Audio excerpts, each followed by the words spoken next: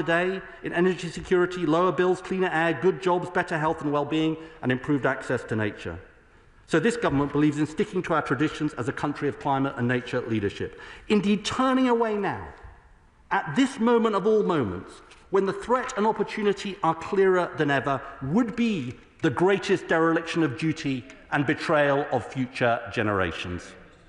That is why one of the government's 5 missions is to achieve clean power by 2030 and accelerate to net zero across the economy. That's why at COP29 we announced a 1.5-degree aligned target for 2035 based on legislation passed under the last Conservative government. That's why we're driving forward on our commitments to protect 30% of our land and seas for nature and halt species loss by the end of the decade. UK's history at the spending review, which will drive jobs across the country. And because the actions we need are not just about government, we are also determined to help communities take climate and nature action in their own areas, from driving the expansion of local and community-owned clean energy projects, through Great British Energy, to supporting mayors and local government to accelerate action. And at COP30 and beyond, we're determined to once again use the power of our example to work with others to uphold the objectives of the Paris Agreement, including with ambitious climate targets, action to accelerate the clean energy revolution, and protection of nature and forests. But, Mr. Speaker, as I have said, action on emissions is not enough on its own. We must also protect the British people from the impacts we already see and, sadly, the greater impacts we are likely to see in the future. This work, led by my right honourable friend, the Environment Secretary, requires action across society, from homes and buildings to critical infrastructure to our natural environment. We are now delivering Britain's largest ever flood defence programme, investing £7.9 billion over the next decade in flood barriers and nature-based solutions like wetland restoration. This comes alongside pioneering local nature recovery strategies with measures like tree planting and peat restoration that deliver adaptation and nature recovery together. And in my department, as we drive forward on our plan to upgrade millions of homes, we've consulted on expanding the boiler upgrade scheme to include air-to-air heat pumps, which can offer cooling as well as heating. But, Mr. Speaker, I need to be candid with the House. We know this is just the beginning of the reckoning we need about how our country needs to adapt across all parts of society in the years to come. And this government is determined to put climate resilience at the heart of our decision-making. Mr. Speaker, let me close by saying that we've been at our best in this House when we've worked across parties on these issues. I want to thank the honourable member for South Cotswolds for introducing the Climate and Nature Bill, my honourable friends and members for Sheffield Hallam and Leeds Central and Headingley for our discussions earlier this year and the run-up to that bill, as well as the other co-sponsors who highlighted the need for today's statement. And let me take this opportunity to pay tribute to current and former members across the House for their tireless advocacy on climate and nature. And, Mr. Speaker, I'll end by saying this. The safety of our citizens, our natural world, the country we pass on, is not a Labour cause or a Conservative cause or that of any other party. It is a British cause. It is a cause of us all, and a cause that requires all of us to consider our responsibilities to the generations of today and the generations to come. And I commend this statement to the House. Secretary of State Andrew Ballard. Thank you very much, Mr. Speaker. It is a rare pleasure to see the Secretary of State in his place at the dispatch box today, having turned down the opportunity to defend his Clean Power 2030 plan or the NISA report earlier this year. Maybe that's why we're getting a slightly longer than usual statement today, making up for missed opportunities. But, Mr. Speaker, we do welcome this report today, and it does make for interesting reading. I think we can all attest to the fact that in Britain today it is warmer than before. We all agree that the challenge of the changing climate is vast, one of many challenges facing the United Kingdom today. But I must tell the House, tell the right honourable gentleman, that ridiculous statements like that made this morning by the Environment Secretary, labelling opponents of net zero as unpatriotic, is frankly as offensive as it is risible and does nothing to advance the cause. I must also add mine and many others' growing sense of unease at the language emanating from those around the Net Zero Secretary, accusing anyone who dares question the policies or plans being worked on by his department as being deniers or being supportive of an end to our British way of life. We need to bring back a sense of rationality, of proportion to this debate. because out there, language like this is alienating more and more people from the important cause of ensuring that the planet we pass on to our children and theirs is in a better state than the one we inherited at the minute. Mr. Speaker, the Secretary of State calls this radical truth-telling, but I'm afraid he's not being honest with the British people about the impact of their plans on the climate, on bills, on jobs, and on the sacrifices that it demands. The Leader of the Opposition has been very clear. Chasing net zero by 2050 is unachievable without making the country worse off. That is the truth. Mr. Speaker, global warming is a global issue which we cannot face alone. The global climate challenge will not be solved by the UK alone, and it cannot be solved on the backs of British workers or British bill payers. Yes. We need to be careful on what we said. I think the suggestion was the Secretary of State wasn't honest. I think we're all honest members in here. Mr. Speaker, and I apologise if I in any way insinuated the opposite. The United Kingdom accounts for less than 1% of global emissions. That is also the truth. In fact, Mr. Speaker, now I come to think of it, it is rather shameful that the Secretary of State should be using this report from the Met Office as cover, whilst ratcheting up the language, whilst increasing the shrill criticism of all those who question the department and its policies, all to distract from the fact that the plans mean that Britain will be poorer and that no one looking at how we are decarbonised could ever claim that this is a model to follow. We are proud to have been a world leader, but it isn't a race. You don't give way in a statement, but it isn't a race if nobody else is running. If we are leading the way, we need to make sure it is a path others will follow. We must decarbonise in a way that creates energy security and prosperity, rather than forcing industry abroad and impoverishing the British people. Why is that so hard for the party opposite to understand? Now, we see in the Met Office's report that the demand for cooling has approximately doubled, a strong case for introducing more air conditioning into homes, improving comfort and reducing the burden on the health system during heatwaves. So, whilst I welcome his commitment to expand the boiler upgrade scheme to include air-to-air heat pumps, which, as he says, offer cooling as well as heating, can I urge the Secretary of State to speak to the Mayor of London and get the ridiculous restrictions on air conditioning units in new builds in London removed? We must move away from this poverty mindset on reducing energy usage. Paying solar panels to switch off whilst refusing to absorb that excess to demand to cool homes is truly ridiculous. It's time to take the global scale and nature of this challenge seriously. Offshoring manufacturing like ceramics does not solve global warming, but it does make Britain poorer. It does make Brits unemployed. To build this government's 1.5 million new homes, we will be using more bricks than at any time since the Second World War. But thanks to this government, fewer than ever before will actually be made here in Britain. Perhaps on his recent visit to the People's Republic of China, whilst admiring their fast-paced build of new renewable generation and new nuclear low-carbon energy on an unseen scale, he was able to reflect on the factors enabling this. The opening of 2 new coal-fired power stations every week, the cost of industrial energy in China less than a third of our domestic cost. We cannot innovate, manufacture, create growth and prosperity whilst energy costs are killing manufacturing. Mr. Speaker, I'm afraid that this government's plans will drive up the underlying cost of energy to industry, and Britain will be paying the price. Only a year ago, Labour candidates were trotting out lines on how they would cut bills by £300. Since then, network charges, which account for 22% of an energy bill, have risen by over £100 as a result of the rush to build out the grid for new renewables. Cornwall Insights, an independent energy analyst, have called for the Secretary of State to be transparent about what the money is being spent on. The principal consultant urged the Secretary of State to be honest with the public about the impact of net zero policy costs on bills. Of course, a clean, secure and reliable power source does exist in nuclear, and whilst we do welcome the announcements a few weeks ago of the commitment to Sizewell C and the SMR programme, but the lack of ambition, the refusal to commit to a 3rd gigawatt scale reactor, preferably on Anglesey, the decision to decommission the UK stockpile of plutonium, the selection of only one small modular reactor technology and the refusal to repeat the 24 gigawatt ambition that we set out for nuclear industry is frustrating. We could do so much more. So will the Secretary of State commit to protecting Wilfa for a new gigawatt-scale reactor in the future? Mr. Speaker, it is indeed time for a policy of radical honesty. Global warming is a global challenge, and his plans will have a negligible or even negative impact on global emissions, I am afraid, driven sadly by ideology, not by practicalities of facing this challenge whilst growing the economy. We are telling the difficult truths. They are running from reality.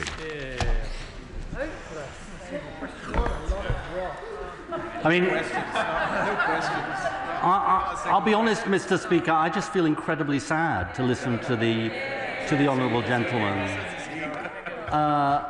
and not in a good way. I mean, the trouble is, we're in a situation now where the Shadow Secretary of State goes into hiding when there's a statement about the climate crisis, because it's just too embarrassing to try and articulate the government's the opposition's position.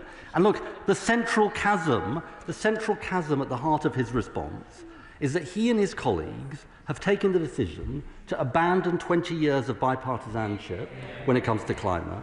I said one of the great strides forward was Theresa May's net zero by 2050. Now he's trashing it and saying it was a disaster. And let's be honest, it is grossly irresponsible, because we're expected to believe that the reason that they're doing it is because they know 25 years in advance of that target that it can't be achieved. But they can't possibly know that. Indeed, the Climate Change Committee says exactly the opposite in their latest report. He says he's worried about costs, but actually all the evidence is delaying action costs more, not less. The CCC says net zero will cut energy bills and the costs of motoring. And then we don't even know whether they want a net zero target at all or no net zero target ever. And he said something about the other week about this isn't based, as I read his interviews with care, in my spare time. He said something about it's not based on the science, net zero by 2050. He is absolutely wrong, because this is what the IPCC said, the international body, in model pathways with no or limited overshoot of 1.5 degrees. Global net CO2 emissions declined by about 45% from 2010 levels by 2030, reaching net zero around 2050. The point is, net zero was a target that Theresa May adopted, driven by the science. So what are they? They are anti-science, they are anti-jobs, they are anti-energy security, and they are anti-future generations. And I have to say, I can't put it better than Theresa May, and he should be quiet because he used to work for her. I can't put it better than Theresa May, and this is what she said. Theresa May, she was a former Conservative Prime Minister just 5 years ago. Those of us who advocate accelerating our progress towards net zero emissions are labelled fanatics and zealots. Ironically, the name-calling often emanates from ideologues at the political extremes or from populists who offer only easy answers to complex questions. I couldn't put it better myself, Mr. Speaker. Chair of the Select Committee. Thank you very much. Thank you, Mr. Speaker. Thank you. Look, select committees look at the evidence. We follow the evidence. We make recommendations on the evidence. What we've heard from the Secretary of State today is the evidence from the Met Office about the seriousness of the threat, the reality of the nature of the crisis, and the fact that this will only grow. The Shadow Minister actually missed something, because he needs to acknowledge the costs of not taking action, not just the costs of action. And the Secretary of State read them out. £200 billion, 8% of GDP if we get 3 degrees of warming, according to the OBR. So, Mr. Speaker, those opposing climate action in this place can see the evidence too.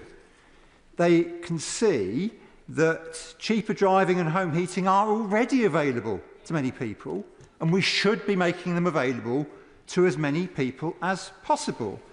And those opposing climate action also know that switching to low carbon electricity as much as we can and as fast as we can is how we make this country safer, by getting control of our energy generation and supply. So does the Secretary of State agree that the patriotic approach is to work together to cut emissions for financial, for security, for nature and for climate reasons? I think my honourable friend puts it very well, Mr. Speaker. And look, I think one of the things that I have experienced over the last 20 years is that we haven't had a culture war on climate, because the Conservative Party and the Labour Party in particular chose to say this really matters. And I think my honourable friend puts it so well, which is the Conservative Party has abandoned its belief in climate action, apparently, at precisely the time when, as the CCC shows in Carbon Budget 7, for example, that actually this is the way to reduce costs for people. I make this other point today. I notice there are young people watching the public gallery and elsewhere. And what message do we send to them by saying, look, we just can't act on this? I mean, it is such a betrayal of future generations who have genuine anxiety about what world they're going to inherit from us. Ross Savage, Liberal Democrat spokesperson. Thank you, Mr. Speaker. I'd like to thank the Secretary of State, or indeed both Secretaries of State, for today's momentous statement, which I trust will be the first of many annual climate and nature statements. I also thank them for recognising the role of Zero Hour and the campaigners behind the Climate and Nature Bill, the private members' bill I'm proud to have brought to this House with cross-party support. I warmly welcome the move towards more joined-up thinking between DESNES and DEFRA, and also applaud the willingness of the government to work across the House, even if that willingness is not always reciprocated. However, this statement has missed a trick. The Secretary of State promised collaboration with campaigners, NGOs and communities. In reality, engagement so far has been very limited. If stakeholders had been involved, he might have acknowledged calls from the wildlife trusts and the RSPB to remove the threat to nature protection in the Planning and Infrastructure Bill, or the nature-friendly farming network's concern over the suspension of the sustainable farming incentive. He also told the Environmental Audit Committee that this would be a public participation issue, yet there was no consultation with the Climate and Nature Bill campaigners ahead of this statement. If we want to bring communities with us, we have to include them and listen to them. People across the country are already driving change in their communities, in schools, in farms and businesses to build a better, greener future. The government should be tapping into that great British human energy, to coin a phrase. Liberal Democrats are proud to be doing exactly that, with policies like an emergency home insulation programme, solar panels on every new build, investment in cheap renewable energy, support for community energy, local nature recovery strategies, and an extra £1 billion for nature-friendly farming. Because people need hope and a role in shaping the solutions. Despair is not a strategy and action is not optional. It is essential and urgent to protect our health, our economy and our national security. And so I ask again, when will the Secretary of State meet with me, with my fellow Liberal Democrats, Zero Hour and the environmental NGOs to create an annual climate and nature bill that is bold and ambitious, that brings transparency and hope and shows that the government is genuinely bridging the gap between policy and delivery? Yes.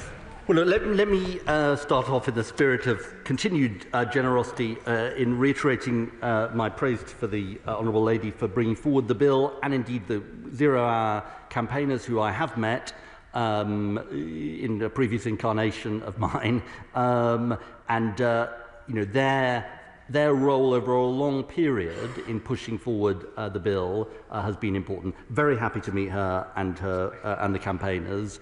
And indeed, this is going to be, as she knows, this is going to be a continuing process, as I discussed with her, and you know, happy to take forward those discussions. Let me just address the substantive point she made about climate and nature, because I think it is important. Look, what this government is striving to do is to build the low carbon energy infrastructure we need in a way that is nature positive.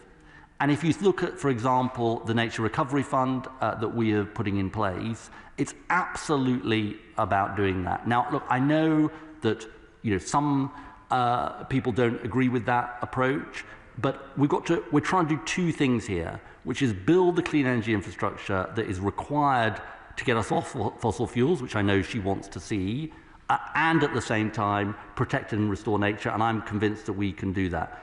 I think the point I would end on, I just urge her to think, if we're going to fulfill our net zero ambitions, and these are stretching targets, we do have to build this infrastructure. And I say to all members of the House, the easy thing is to say no, but the right thing to do is very often to say yes to the energy infrastructure we need. Billington. Very much, Mr. Speaker. I welcome this statement today, and particularly the importance that my right honourable friend has emphasised about how climate change and nature loss are fundamentally linked and contribute to each other. I'd also like to remind the House that after the National Health Service, the thing that this country loves most is its natural environment. And understanding the vital role that nature itself plays in tackling climate change will be absolutely vital in the years ahead. I would like to particularly refer to the importance of salt marsh. I talk quite often with my honourable friend for the Western Isles about the importance of peatland, but also salt marsh is vital as a climate valuable habitat. Will my right honourable friend confirm that in the light of what he's been talking about today, that we will have a proper integrated energy spatial plan, national planning policy framework and the land use framework so that those climate valuable habitats are properly protected?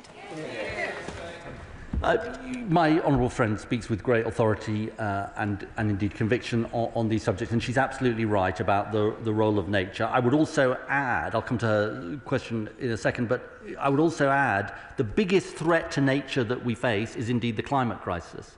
And the figures I read out from scientific authorities show the scale of the threat that's already there to our countryside. And as I said in my statement, the threat is only going to get worse. On the land use framework, we're currently, I think, having been consulting on this, and we're going to come up with a final document later on this year. But she makes an absolutely crucial point about the need for coordination of the land use framework, the strategic spatial energy plan, which together mean that we use our land in a sensible way and that we build the energy infrastructure we need. I agree with the Secretary of State that it is very important that other countries follow our example. And can he tell us, of the 5 countries which are the worst emitters of greenhouse gases, emitting over 50% in total, namely USA, Russia, Brazil, India, and of course China, how many of them have adopted similar legislation, and what hope does he have that those 5 in particular will follow our example? Well, he asked a good question. Let me give him 3 examples of those 5. India has a target of 500 gigawatts of renewables by 2030 and a net zero 2070 target. China now has nearly half of the world's renewable capacity, is committed to peaking its emissions before 2030, and they have a net zero 2060 target. But of course I want them to do more, and Brazil has set out an ambitious NDC. So I think it's right that he asked this question. And I think I'm right in saying that as of March 2025, fossil fuels accounted for less than 50% of electricity generation in the US. So, you know, look, not every country is going at the same pace, but I think if you look across the world, and you know, there are countries that are more sceptical, but if you look across the world, there has just been a decisive shift over. I was Climate Change Secretary in 2008 to 2010. Net zero wasn't even talked about. I mean, there has been a transformation in the extent to which countries are taking this seriously. Can I just say, I really do want to get everybody in, so I need a lot of help from the front bench to speed things up. I'm sure he wants to do that. And a good example will be Toby Perkins, Chair of the Audit Committee. Well, thank you very much indeed, Mr. Speaker. I share the Secretary of State's despair that the consensus in these matters appears to be dissipating. Does he agree with me that that is incredibly damaging for investment in this sector? Because what investors really need to see is that whoever is in government, whatever happens in elections, that they have a government that is committed to this agenda. And further to that, does he also agree that it's completely wrong to say that Britain is the only country that's taking this serious? In fact, countries like China are absolutely leading the way in investing in technologies that are needed, and we need to be catching up, making sure everyone knows Britain's open for business in this sector. My honourable friend, who speaks with such expertise on these matters, is 100% right. The biggest enemy of investment is uncertainty. That's why I appeal to all parties to stick to the law that we have legislated for in this country to give that certainty. Seamus Logan. Thank you, Mr. Speaker. I rise not to call the Secretary of State a Nico warrior, as some members of this House are so keen on doing from time to time. In fact, when he describes the scale of the climate and nature emergency, I agree with him. But the fact of the matter is, and I don't want to spoil the cross-party support here, but the fact of the matter is that when in opposition, the Labour Party promised an investment of £28 billion in the just and green transition. So will he now apologise to the people of Scotland, no, the voters in Scotland, for reneging on that promise? What I will say to the people of Scotland is that for years people have talked about the Acorn carbon capture and storage project, and it is happening because of a Labour government. We've got a publicly owned energy company, Great British Energy. We've got our clean industry bonus. This is the government that is actually delivering for the people of Scotland and across the UK. Thank you, Mr. Speaker. And can I welcome the Secretary of State's statement, not least because as someone outside this House before I was elected was calling for such a measure under the previous Conservative government. I think it's a really important thing to be doing. Not least because I think it underscores the government's approach to clean energy and wider climate action to tackle and mitigate those many climate impacts that many of us are already seeing. We've just come off the back of 3 heat waves, to lower bills, strengthen our economy, and yes, in a patriotic way, ensure our national security. But does he, like me, I think he echoed in his statement, lament the loss of that cross-party consensus? The Conservative leader says net zero is impossible. The Deputy Leader of Reform says climate science is garbage. One denies urgency, the other denies reality, and both deny the evidence from the Met Office, climate scientists, and indeed the experience of their own constituents. So does he agree with me that when young people and future generations ask who stood in the way of their precious inheritance, of cleaner air, local green space, it will be the Conservatives and Reform? Please, I need you to help me to get colleagues in. All colleagues from both sides want to get in this, otherwise it's not going to happen. Secretary of State. That bit was great, though.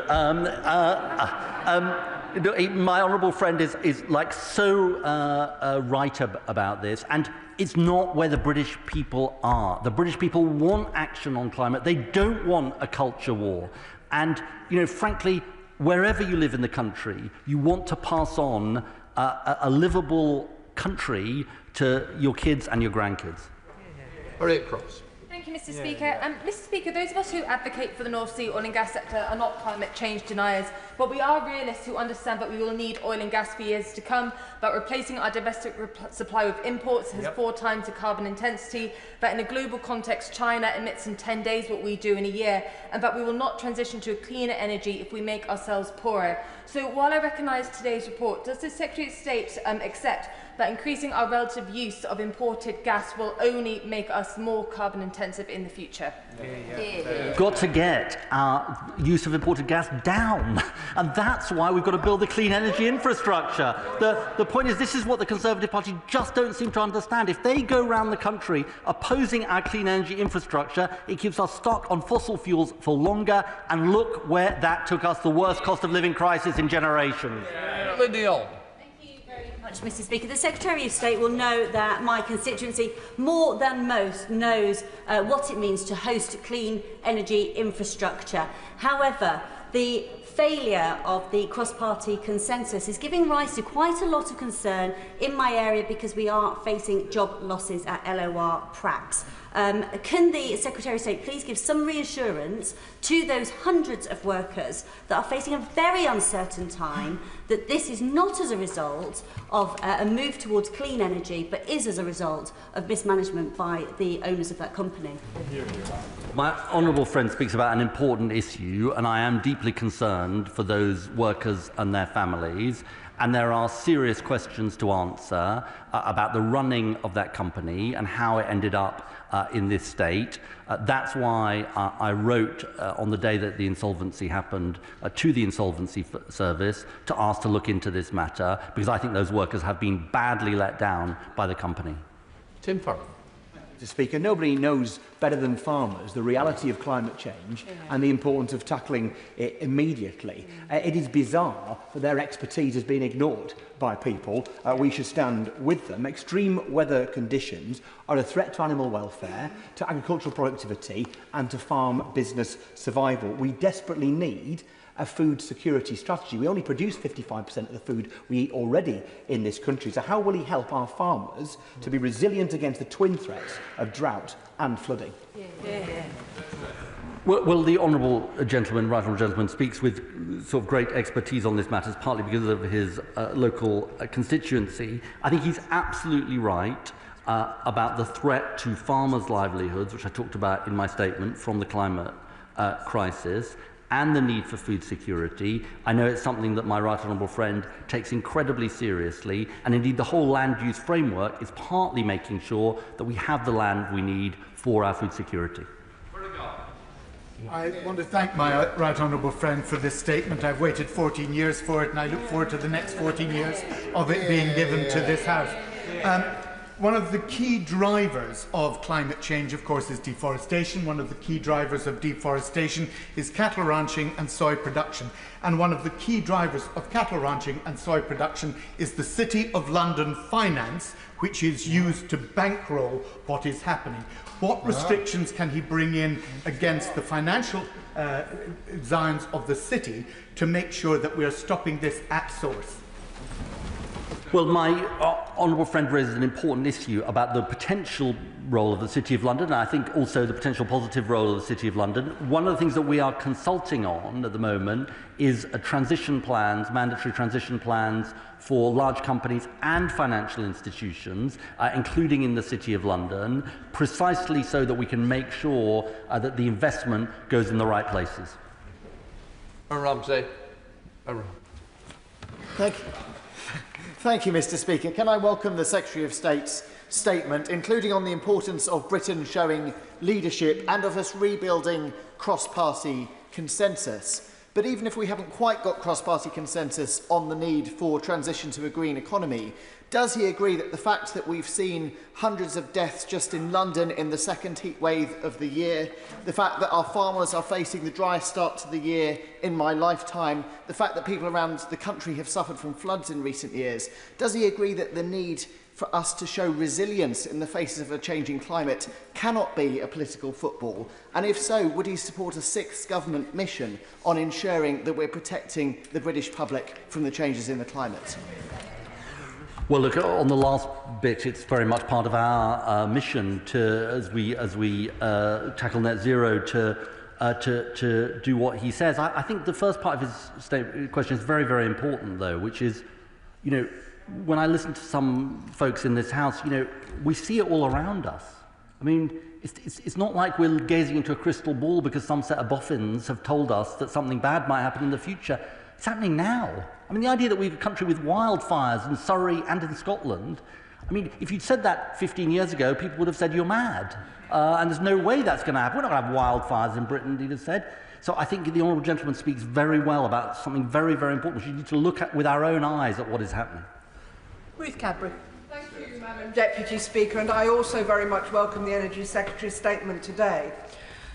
Madam Deputy Speaker, adequate EV charging infrastructure, depot charging and onshore power for shipping are all critical to the government's net zero challenge. Businesses and providers across the transport sector making investment decisions now need a route map. So what steps is the Energy Secretary making to prioritise grid connections, and will he commit to reforming the grid queuing system so that projects essential to decarbonise our transport sector are brought forward more quickly? Well, my honourable friend speaks about a very important subject. We are dealing with the zombies, the grid zombies, the zombie queue, and that reordering of the queue is precisely designed to open up the queue to projects like the ones she talked about, and my honourable friend, the Energy Minister, is having a series of roundtables with DFT on precisely this subject. Hester McVeigh. Thank you, Madam Deputy Speaker. The Secretary of State has said that he wants to tell some hard truths. So can he tell the House directly, without spin and waffle and without dodging answering these questions, how much in cash terms would it cost the UK to get to net zero? Who would pay the cost, and how much would the UK getting to net zero reduce global temperatures by? All of these details are set out in the Climate Change Committee report, which you can look for herself at the carbon budget in carbon budget 7. They are set out, and actually the cost of getting to net zero have been coming down, actually, because when I set the 80% target, that actually the costs of getting there, according to the Climate Change Committee, were actually higher than they are now to get to net zero. But I just make this point gently to her. The costs of inaction are much greater than the costs of action. Henry Tufnell. Deputy Speaker, and can I commend the Secretary of State for his statement? And I share his view that we have a responsibility for generations to come, and that my constituents want to be part of that just transition. So can I ask the Secretary of State that he is also committed to that just transition that protects jobs and prevents decarbonisation through deindustrialisation? Well, my honourable friend is absolutely right about this, and we've got to make sure that as we take this journey, we do everything we can to protect existing industries and workers and give them the smooth transition. And the way we do that is by ensuring that we have levers through government to intervene to make that happen, whether that is Great British Energy or the National Wealth Fund or our Clean Industries bonus to create the jobs of the future. If I can give the example of the North Sea, 70,000 jobs have been lost in the North Sea in less than a decade because it's a declining basin. The answer has got to be to create those jobs of the future, and that's what this government is determined to do. Callum Miller. Thank you, Madam Deputy Speaker. The impact of climate change is being felt today in my constituency of Bicester and Woodstock. At Pegtop Farm, they are racing to bring in the harvest after such a dry, hot spring when they expect yields to be less than half what they would normally be. On the 23rd and 24th of September last year, we had extensive surface flooding, which flooded many homes at the time.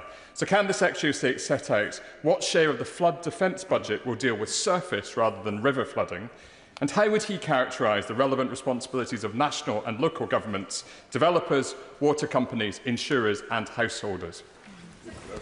Well, he asked a complex question. I think I might volunteer my right honourable friend to write to him so that I get it right.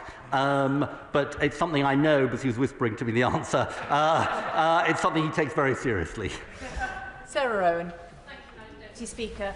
I want to thank the Secretary of State, not just for his statement today, but his continued commitment to tackling the climate and nature crisis facing us. He said it was something that we must all tackle together, and there is a huge part of our communities, the faith communities, that want to do exactly that. So while we welcome Great British Energy's rollout of solar panels on hospitals and on schools, could he outline any support for religious buildings that also want to do the same? Hear, hear. So following the successful rollout to schools and hospitals, we've now got a lot of requests to expand this scheme, and I'm very enthusiastic about doing so, and it's something we're looking at. Sir Bernard Jenkins. Thank you, Madam Deputy Speaker. Can I just say to the Secretary of State, I'm as passionate as he is about achieving net zero across the world and about the decline in species in our natural environment. But that can't be the only thing we worry about, because I don't know whether the Secretary of State's had time to read the Fiscal Risks and Sustainability Report produced last week, which shows that achieving net zero will, and I quote, at 21% of GDP is the cost to the public exchequer of that. And we know there's an argument going on inside the government and inside the Labour Party about this very issue, and it's a question of balancing the risks, because if the government runs out of money because it's overspending, there won't be any money to spend on reversing climate change. I have read the report, and the bit he didn't mention is it says that if we end up in a 3-degree world, we add 56% of GDP to net debt. That is the cost of inaction. You see, this is the point. Nick Stern did a report, Lord Stern did a report in the 2000s, which said the costs of inaction are greater than the costs of action. And this OBR fiscal risks report sets out very clearly. We lose 8% of our GDP by 2070 if we don't act. And so, of course, there is a cost to acting, and they say there are different scenarios for public investment, private investment, from acting. But the evidence in that report could not be clearer about the costs of inaction, and they're far greater than the costs of action. Joe Morris. Thank you, Madam Deputy Speaker. And I was privileged to host a net zero roundtable in my constituency. Many from a wide variety of political backgrounds who were all appalled to see net zero become a political football and part of an ongoing culture war on the right. So will the Secretary of State join me in recognising the important work of organisations like Comes Off Net Zero, like the North Tyne Climate Action Group, in bringing together widespread support for net zero, putting it into our communities and embedding it across the body politic? Well, my honourable friend is a great champion for Hexham, and it's with great pleasure that I recognise the role of these groups. And he and I have talked on a number of occasions about the importance of climate action to so many of his constituents, and I look forward to working with him on these issues in the months ahead. Tulip Sadiq. Oh, sorry.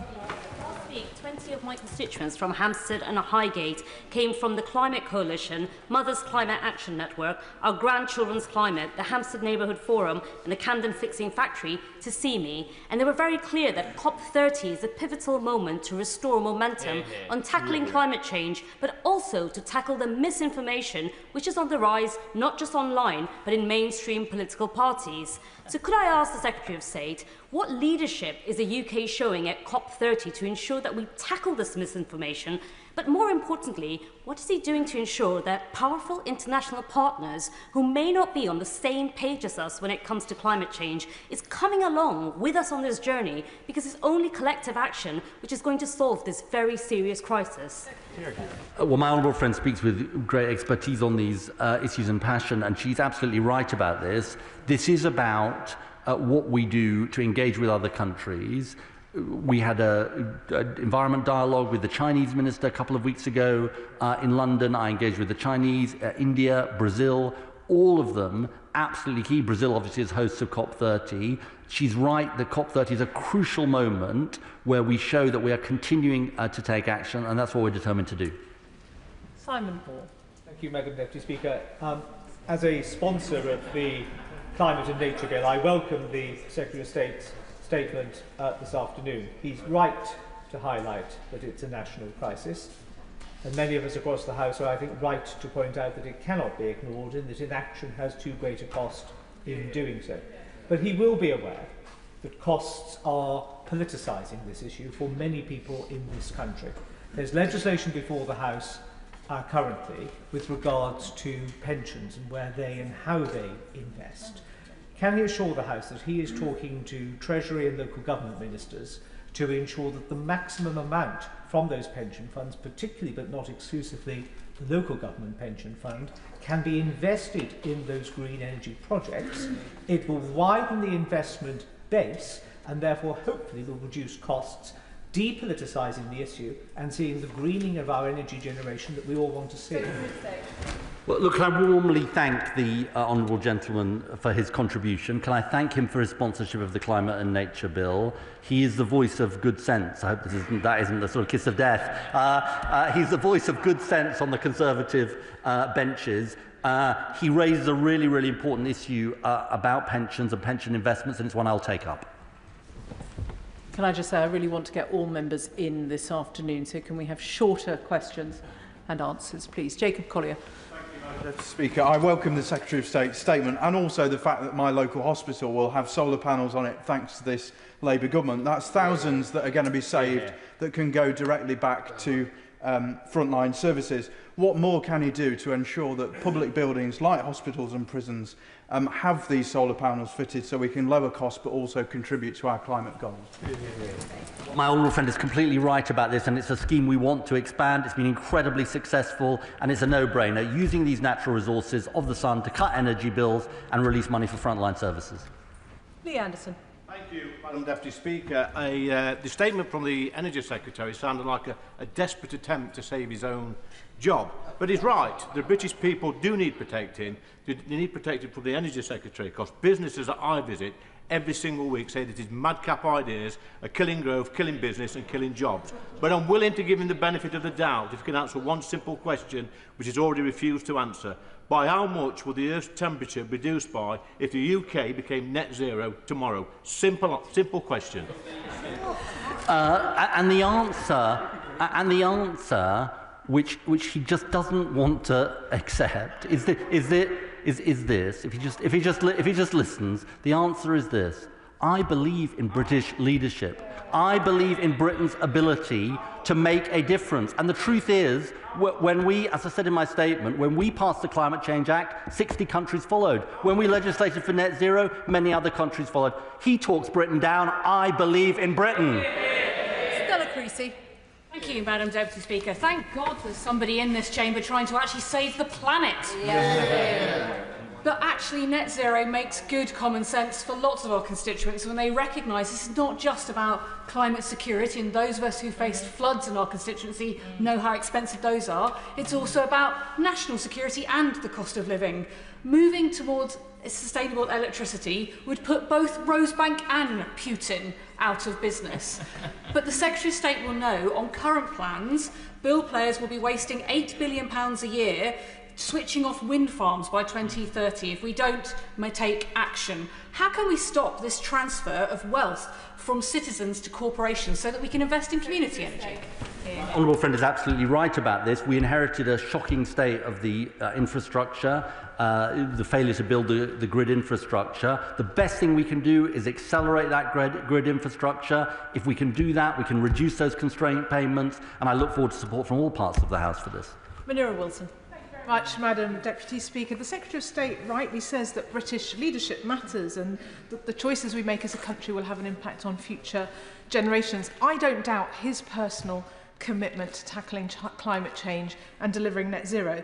But is he really sure that all his cabinet colleagues, not least the Chancellor of the Exchequer, are on the same page as him, given her unwavering commitment to expanding not just Heathrow, but Gatwick, Luton, City and Stansted, despite the advice and concerns of the Climate Change Committee?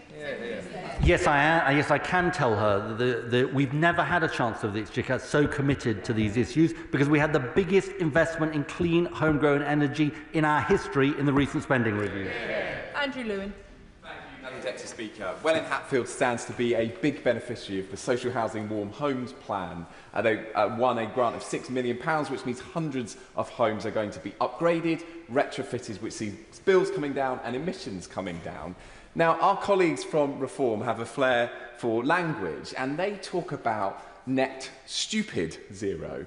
I'm interested to know what my right honourable friend thinks and what language he would use to describe a party that is opposing a policy that will cut emissions and cut bills for people living in council homes in my community. Well, look, we're just advocating for common sense here.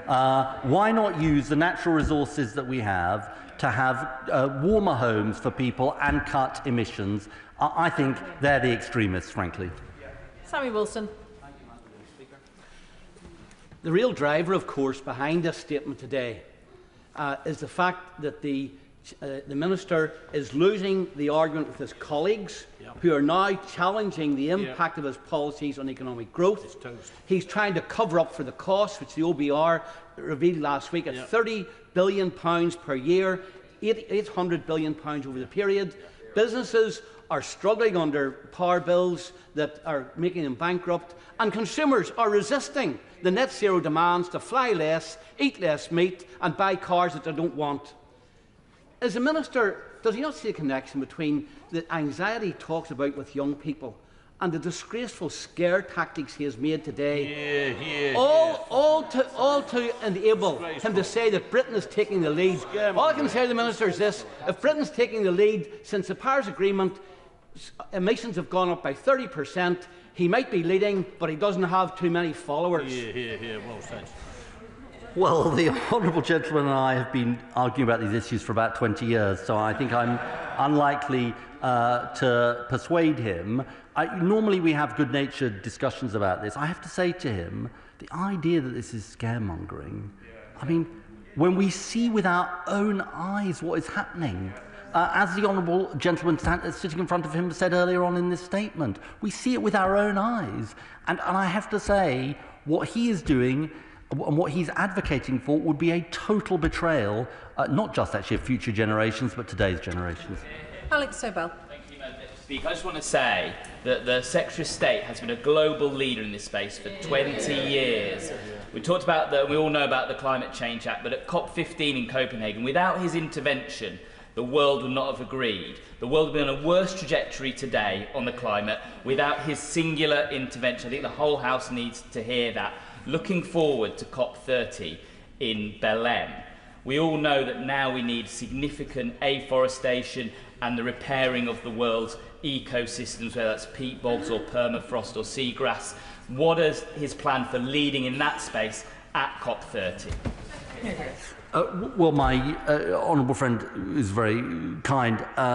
If I'm frank with him, when I met with a group of young people earlier on today, I felt a sense of responsibility that no country is yet doing enough on these issues, and we need to do more because they are fearful about the world they will inherit, and they look to government to show leadership. On the issue he mentions, it's very, very important, and we will make sure that we make it absolutely part of our agenda at COP30. Alison Bennett. Thank you, Madam Deputy Speaker. Hosepipe bans rightly anger my constituents in mid-Sussex, and it frustrates them and me because it speaks to decades of failure to put in place the provisions that will prepare us for a changing climate that is livable for our children. How can people be expected to support large-scale house building that those same children will need when our water companies fail to fix the leaks, pollute our rivers, and too often fail to even provide clean drinking water? Yes. Well, the Honourable Lady raises a really important issue. My right honourable friend has commissioned a review of the whole system of regulation of the water companies. It's also the case we haven't built a new reservoir in Britain, I think I'm right in saying, for 30 years. We have plans for 9 new reservoirs as part of answering the issue she raises. Alistair Strathern. Madam Deputy Speaker, I had the real pleasure of visiting York Road Nursery School in my constituency this morning to celebrate with them their securing of Green Flag Eco School status, with distinction, no less. Now, as well as a really quite sobering reminder of my inability to hold the attention of 4-year-olds for very long, it was also quite a powerful reminder of the future generations who will bear the brunt of our failure to take this crisis seriously.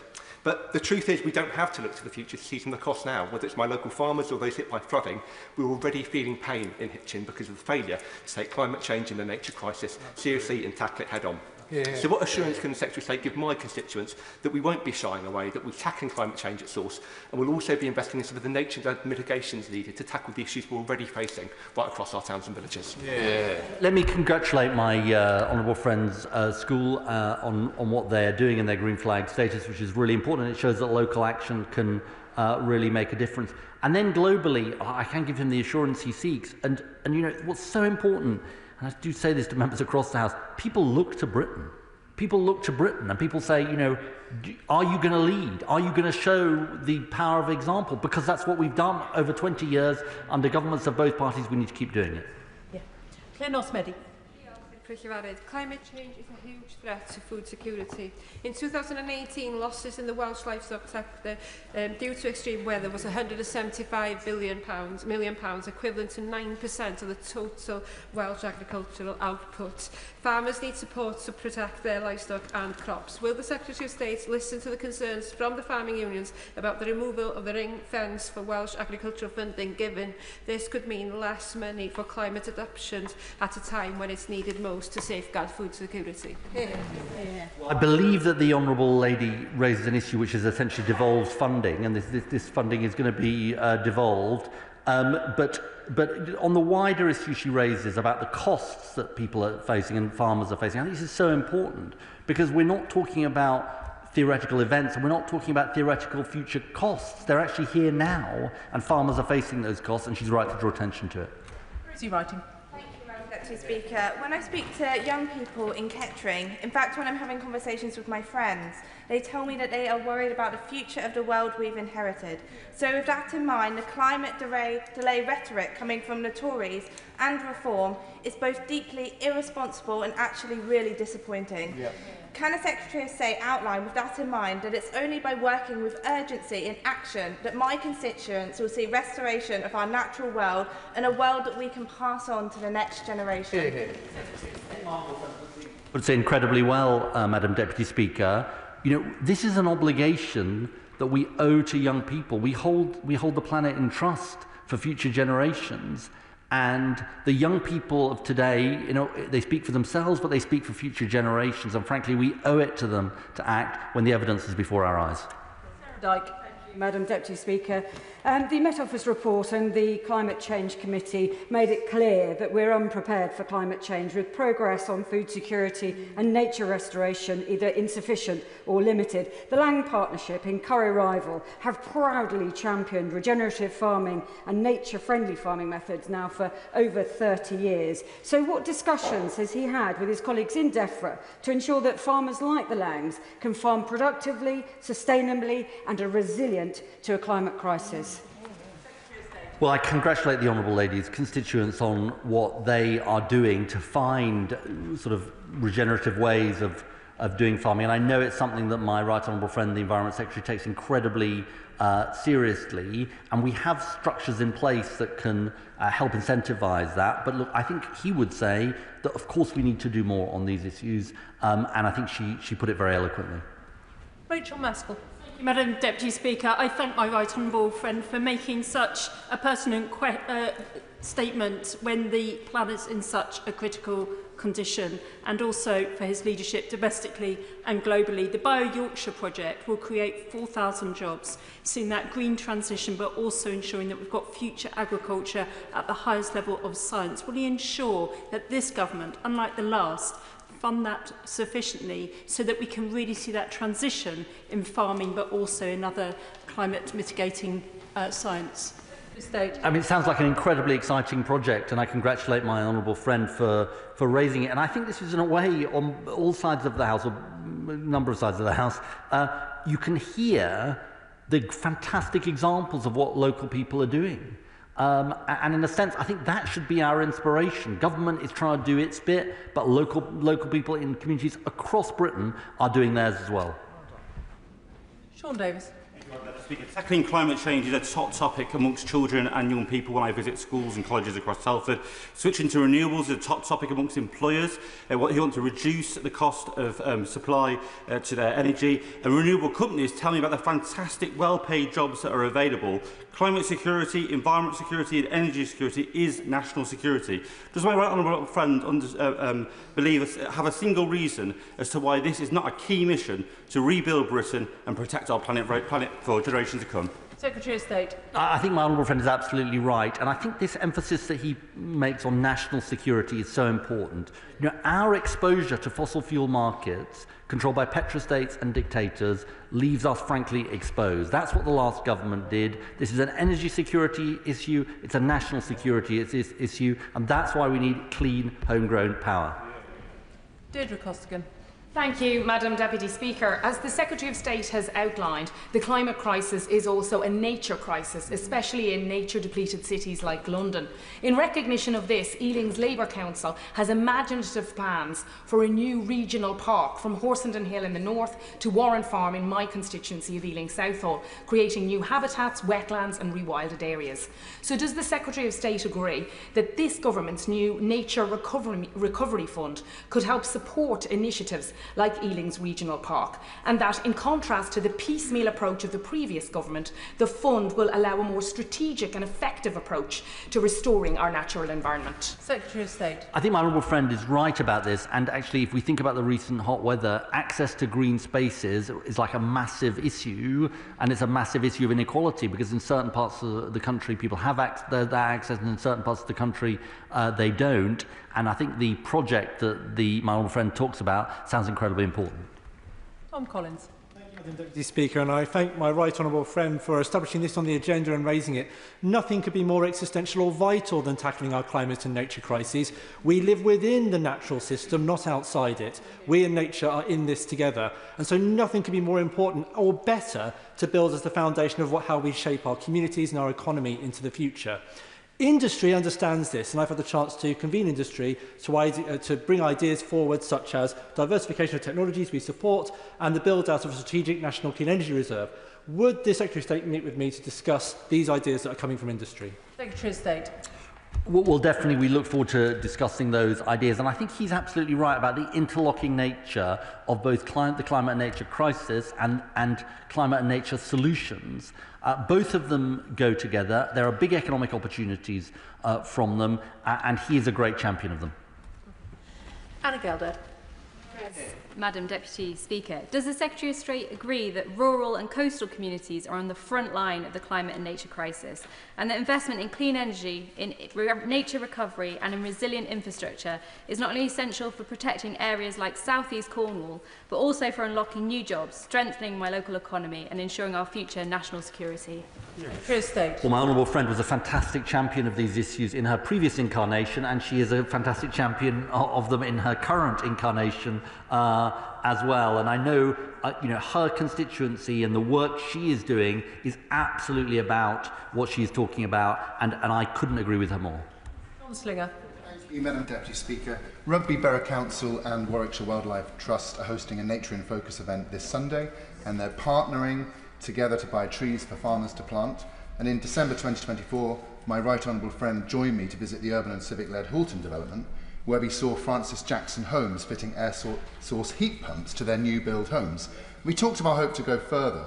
So does my right honourable friend agree that through the Future Homes Standard, which ensures that the vast majority of new builds will have solar panels, we are showing that a Labour government and indeed Labour-led councils actually believe in the concept of government and in taking responsibility, and that we can actually change things for the better for future generations?